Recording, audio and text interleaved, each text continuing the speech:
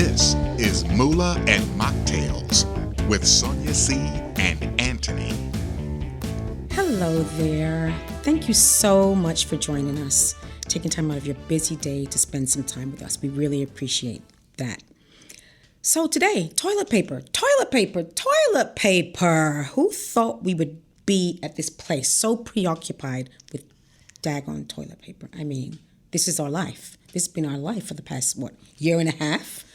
Definitely. And who would have thought that toilet paper would have risen in value like stock? Right? I wish I would have been able to invest in toilet paper and before the pandemic. We didn't think about that. That's a good point. Toilet paper and Zoom, that's like the most, Correct. And you knew, it's kind of like, it's a morbid topic, but coffins, people have to buy a coffin, right? True. So toilet paper, people need toilet paper. What were the alternatives? I know that people in my circle, mummy kind of circles, had problems finding toilet paper. Tell me a little bit about you and your friends. Do you care about brands? Is this just a parent kind of thing? Are we doing the most? I definitely think that those decisions are decisions that you make when you have a family and you care about everybody's well-being. But my friends who are young, in their 20s, mostly male, we don't care about the brand of toilet paper. We would use whatever. This newspaper is crazy to me.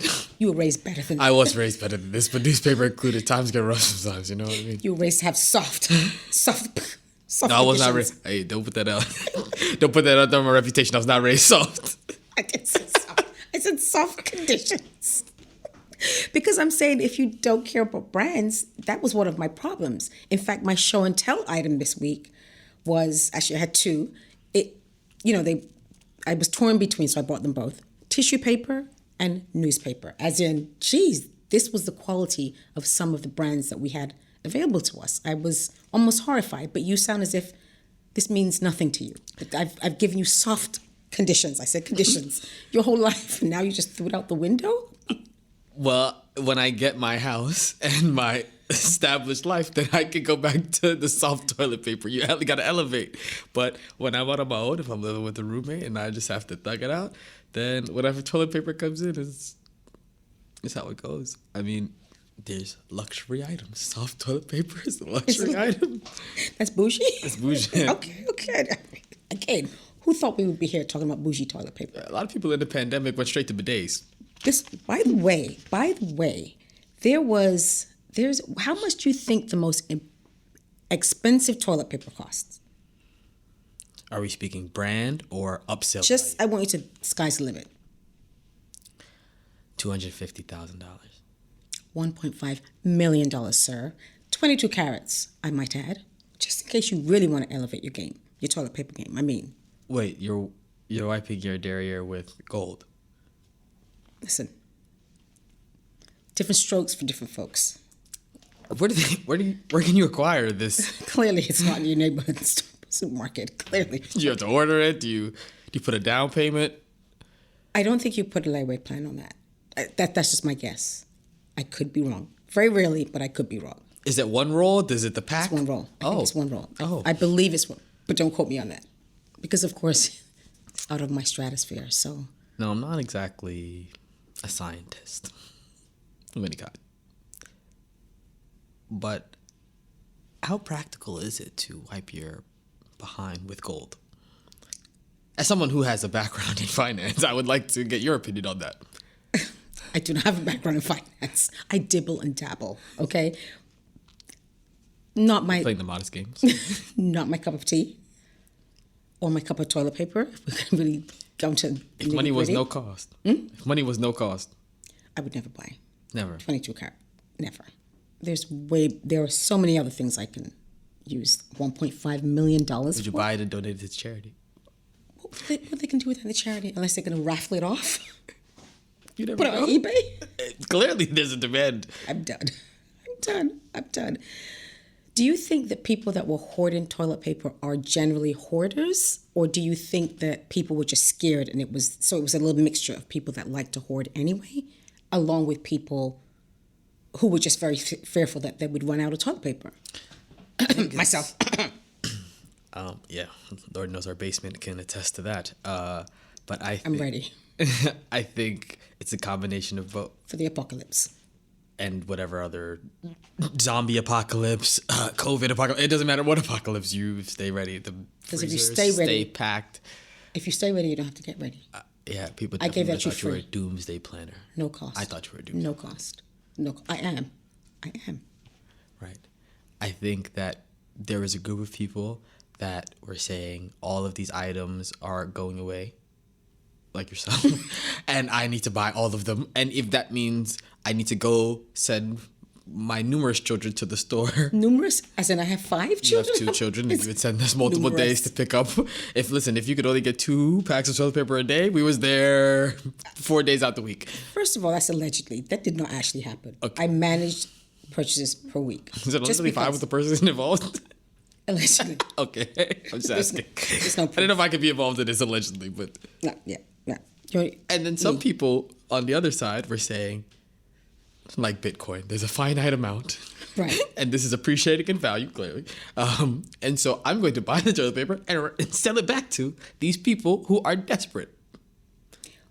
Well, I think to your point, people that are desperate were people who were more not able to get toilet paper. I wasn't desperate because I had like a little Right. cushion. No, I'm saying that there's Get it? the- Cushion? I killed myself. You get like a womp womp womp. No. Okay. There's no need to play. This can be very cordial. Okay? I invite you to my show, son. My show, I just need son. the jokes to take, It's my show, take a son. step up. I just need you to step it up. I'm the head person in charge here. Okay, well. You can substitute any one of those words. All right, well, head honcho, I need you to lead with purpose. How about that? I know, I understand the people planning because there's people who plan ahead of time. The people who don't have a chance to or may have certain circumstances that prevent them from planning ahead. They don't get to go to the store. Maybe they work all the time. When the opportunity comes from them to buy these goods, or if they can only get them they can only go shopping one of the days, and there's somebody who say, I'm going to go all 4 days and then start to sell it to people, then it starts to become a whole other market and industry. And you're on the line, sir, because I did not go all 4 days. Because people in the world will think that you are referring to me as being a person that went all 4 days, and I did not. I have the Carfax to show it, receipts. Moving on and up. I don't think we want to pull up those receipts, but keep it going. Before we go on some further to discuss toilet paper, which who knew we would be here? As I said, I'm still thinking about it. The whole purpose of mocktails, why mocktails, Right. our listener might be wondering. And that's because I really feel that people should be able to talk about money without having to use liquid courage. Because when you get a little something in you and you're a little lit, anything, you can say anything. You could always say, I don't remember that. But if we stick to mocktails, we can be really truth-telling versus alcohol being a truth serum. Now, does that mean we'll never dibble-dabble in a couple cocktails here and there? It might be a cocktail kind of week, and that might happen. But for now, we're going to stick to non-alcoholic drinks. We're going to bring the recipes are going to be available on the website. This week, we are doing fruit punch with pineapple juice, thyme and rosemary, and a little splash of soda. And I know rosemary and thyme might sound completely opposite spicy versus the sweet, but it's such a mellow, nice flavor profile to add to a drink that you got to give it a try. Just give it a try. If you don't like it, you can hit us up. So speaking of people who jacked up prices that caused people to act out of character, because of course, when you go to the supermarket, there were some supermarkets, I won't call their names, that had lawsuits for selling toilet paper for $10 a roll, allegedly, $10 to $20 a roll. Yeah, very well-known supermarkets, by the way. That's what the streets are saying. Don't shoot me. I'm not the messenger. Thoughts? Was that you and your posse too, selling? Well, we couldn't do it at the corporate level. But That's the only thing that stopped you. The only thing that stopped us. But I would say that, the law of supply and demand doesn't change. And, maybe this is, I don't want to give too dark of a commentary, but that's capitalism, right? The capitalism is seeing opportunity and taking advantage of it. That's what Supply and demand. And sometimes it doesn't always have to be just, clearly, whether they're goods that we need. that's when it becomes difficult. And in the pandemic, it showed us that when the supply chain goes, listen, the prices will rise. Right. So do you think there was another company? So, we have this little section we do where it's crimers are gonna crime. Right. Orange jumpsuit might look good on you award. Do you think it was a gun company that they displayed the guns, and I don't think I got to show it to you. And in one of the package deals, I think if you bought 2 guns, you also got a roll of toilet paper. And do you want to see the visual? I do. Actually. And we'll have it on the show notes so you can see it. Wow. After the show. Right, this was a special. 2 guns and a roll of toilet paper. Do you think the award should go to them, or is it to the corporate? I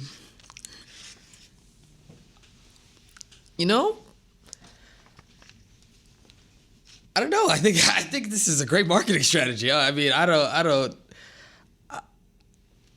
think that in the pandemic, the price of your guns were also something that was in extremely high demand. So they combined 2 things in high demand and sold them together as a package deal. That sounds like entrepreneurial. Or should we give it to the armed robbers who stole hundreds of toilet rolls in Hong Kong? So it was a knife-wielding man who robbed a delivery guy that was getting ready to drop off toilet paper to the supermarket. What do you think? I mean, it's a toss-up at this point. So you think the gun sellers were the gun and roll combo. I'm here for it. I'm here for the gun and roll combo. I mean, did they have to use a knife? I understood that they were probably feeling that they needed toilet paper badly, but the knife wielding part for me.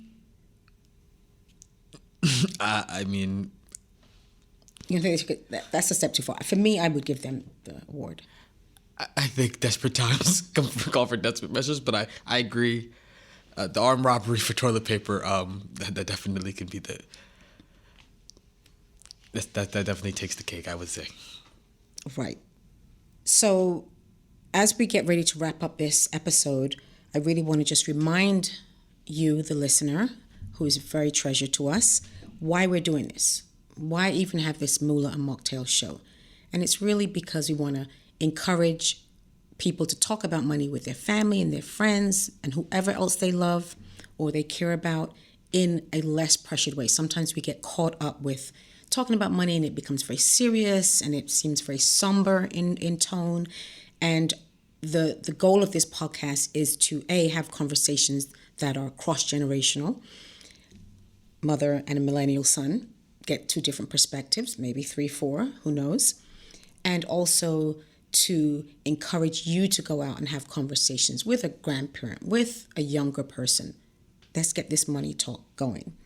Along those same lines, we hope that we have sparked healthy conversation about money and encourage you to join our Moolah Savings Club. We'd be delighted to have you join us. Now, we are saving in mason jars. We're saving all of our coins, and it's called the All About the Coins Club. Yes, I said coins with a D and a T. Any questions, sir? I think that the audience will ask all the questions that I have. So, as we lure you in, let me just tell you about a few of the ground rules. Because I know some millennials, my son has told me this, as we've had this conversation before, that everyone doesn't save coins. They don't walk with cash a lot. So in that case, you can feel free to transfer $1, $2, if you're using Zelle and you have a savings account, just make sure you don't, walk with the debit card for that savings account so you don't wipe it out when you get into a bind. It's supposed to be there for real emergencies. So these are some of the rules. If you want to join our club, you might have to be a little bit, eccentric or be okay with putting coins in a piggy bank or, as I said, in a mason jar, and not be so, I don't have time to save coins. That's silly. You need to have an open mind. Or transfer, as I said, $1 or more every few days, right, to this other account. Like you might say to yourself, you know what, every third day I'm going to send $3 to myself. Or $2. It could be just $1, literally, every 3 days. You'd be surprised how that adds up, especially if you don't touch it. You must be willing to work on pronouncing coins so that you can say the daggone thing right if somebody steps to you. Take it away, son. Coin. That was a failure. I'm still working on it too. It's a work in progress. Yes. Okay. I'll send you the memo. I'll phonetically spell it out for you. Perfect. You must be able or willing to rope in a friend with you, a family member, or heck, even a frenemy. Everybody can get it. Everybody can get the savings bug. That's what I meant. Because you can spar with them. You can say, my savings collection is bigger than your savings collection if it's that kind of energy. And again, after you've saved it, if you're saving it in coin form, which I do, because I actually still use cash, you must transfer this money. When the piggy bank or the mason jars getting too full, we've got to transfer it over to something like a bank account, where if you're really inclined to put it under the mattress, you're going to have to change the coins into... By the way, did you hear about the coin place in the supermarkets or is it you that told me? Yeah, about them scamming the actual totals for the coin. Well, yeah. So to be clear, the coin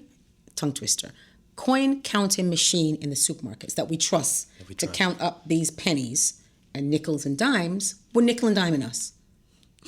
What the actual moolishness is going on? That's a made-up word. Moolishness. The pure moolishness. Scamming of it all. The scamming of it all. Actually, they might be up for the award too. What do you think? I like nickel and diming with our nickel and dimes. That's a good one. That was a good one. Brushing off my shoulder here. And then also, if you have a positive experience saving, or when you realize how much you've actually saved, share the story with someone else to encourage them to join in with us too. And then you'll set the goals for why you're saving that. That can be another conversation piece, right? Where you're having a conversation with your friend or family. It could be going towards a dinner, a night out together, that type of thing. Anything else you'd like to add before we wrap up? Yeah, I would say that I just encourage everybody to take these conversations that even we have and have them with people in your inner circle. It's important to continue to have the conversation and not let these things happen in the dark. So even when we're talking about saving and having your account, make it public. It's easy to do these things in public so you have accountability, you can have a tribe. So that definitely encourage everybody around you to save because it's something that we all can do. There's no bad part about saving your money. So let's encourage, everybody in our inner circles to do more of that.